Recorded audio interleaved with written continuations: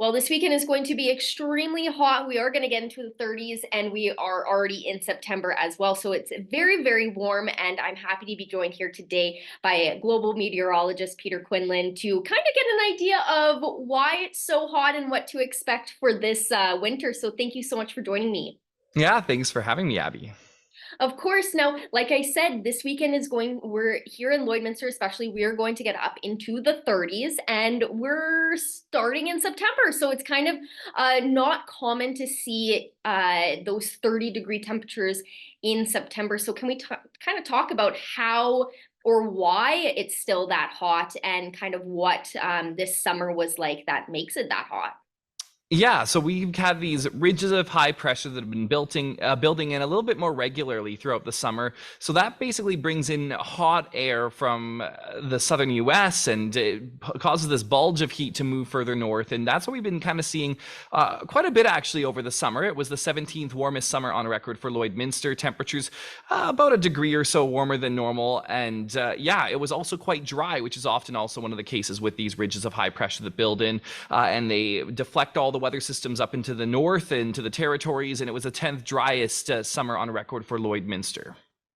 Yes, and I can believe that because we had those few couple like that time period where it was extremely hot temperatures, getting way into the high 30s. So that was definitely a shock to say the least for this area as well. So and then having it in September, so we're a couple weeks away from the start of fall. What are we kind of looking at in those coming weeks leading into the fall season? Because we've seen that sometimes, fall and spring, we don't always experience those, those. Technically, we're in those seasons, but sometimes here we don't actually experience those kind of conditions. So, leading into the next couple of weeks, getting into fall, what are we going to expect?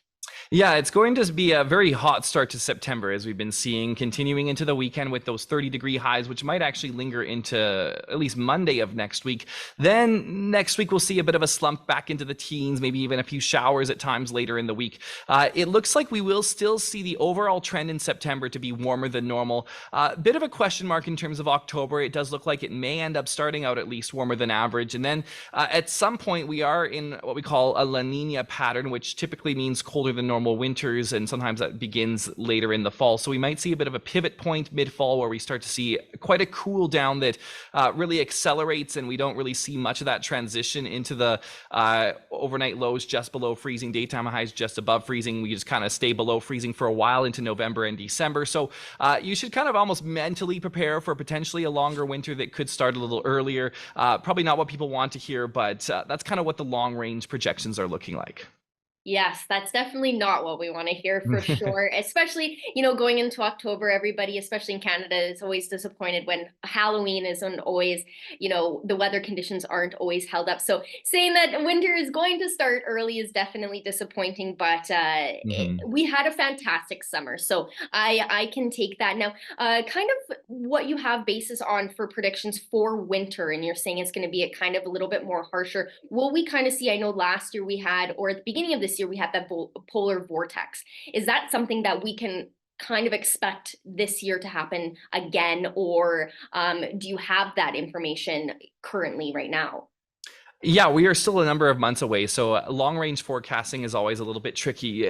We'll likely see the polar vortex make a few appearances on the prairies over the winter, and when we get into a La Nina pattern, it kind of basically pulls all of that Arctic air a little further south, a little bit more regularly. So the overall trend is likely that we will see some colder than normal conditions. We'll still see some warm days, but we might see that polar vortex making an outbreak a little bit more frequently than maybe even last winter.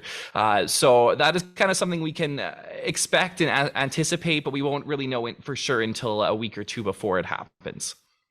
Hopefully it's not as harsh as we got last year, but it seems that we still have a few more weeks left of beautiful weather. So that's always nice to hold on to before, like you said, we may have a quite harsh winter. So thank you again for joining me. And I'm sure once we get closer to the actual season, we'll talk again just about what current conditions and all that fun stuff. So thanks again for joining me. And I am happy that we do have some warmth left to hold on to before the winter. So thank you.